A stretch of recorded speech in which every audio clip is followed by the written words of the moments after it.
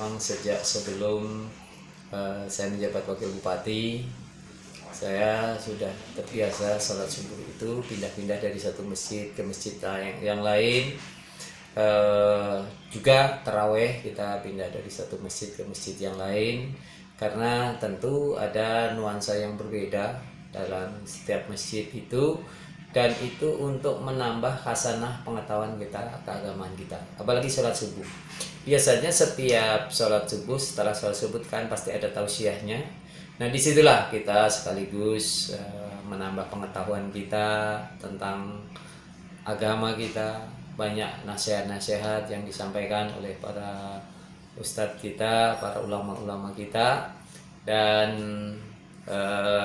justru disitulah saya bisa menikmati sholat dengan berpindah-pindah dari satu masjid ke masjid yang lainnya, ya. Karena kadang-kadang ada juga yang memang sungguh sangat enak imamnya kita dengar, ya, baik bacaannya, lagunya itu, sehingga kita betul-betul sholat itu sangat lezat, sangat nikmat, sehingga kita bisa banyak belajar dari laksana ini. Jadi sholat subuh itu, dan sekaligus kita kadang-kadang kan banyak juga kan Pak Olia kita, jadi kita dari sholat subuh pulang kan bisa ziarah ke makam-makam beliau sebagai penghormatan kita, sebagai rasa terima kasih kita, karena beliau-beliau dulu kan sudah berjuang untuk menyebarkan syiar Islam.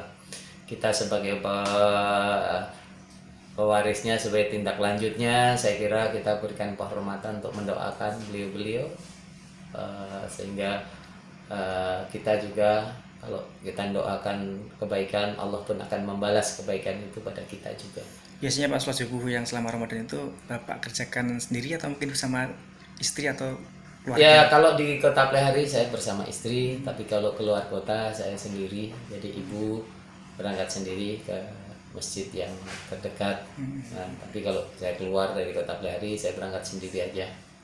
Nyetir sendiri atau bagaimana? Nyetir sendiri, ya. Subuh-subuh kasihan juga kan mereka, kalau sopir itu kan sudah nyetirin saya satu hari penuh kadang kan, kadang juga sampai habis taraweh kan. Nah, itu makanya kalau subuh saya nyetir sendiri, dan kadang-kadang juga kalau taraweh, kalau keluar saya juga sering nyetir sendiri. Kadang-kadang juga pakai sepeda motor aja supaya praktis, cepat, ya, nggak ribet muter-muternya.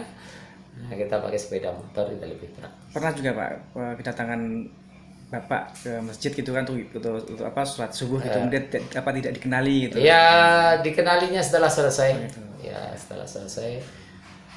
Atau bahkan hanya beberapa orang yang mengenali, karena kan setelah sholat subuh kita bisa baca Quran, bisa baca wiridan, bisa baca doa-doa, sehingga ketika kita selesai mungkin sudah banyak yang pulang juga, tapi kan masih tinggal beberapa yang tinggal, barulah mereka sadar bahwa saya ada di situ. Ya, seperti itu. Ya. Biasanya, karena kita sholat subuh nggak pengen dilihat orang. Iya. Ya.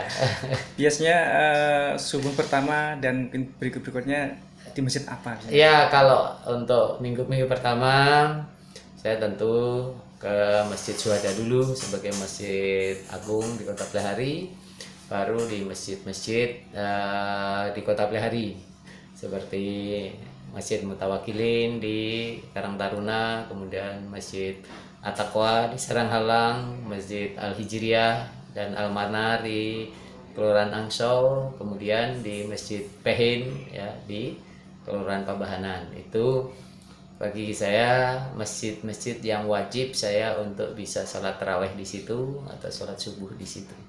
Kabarnya juga ini Pak ya, ada kebiasaan sholat malam gitu ya Pak? Oh iya, 10 hari terakhir saya selalu ikut melaksanakan ibadah sholat malam di Masjid Syuhada.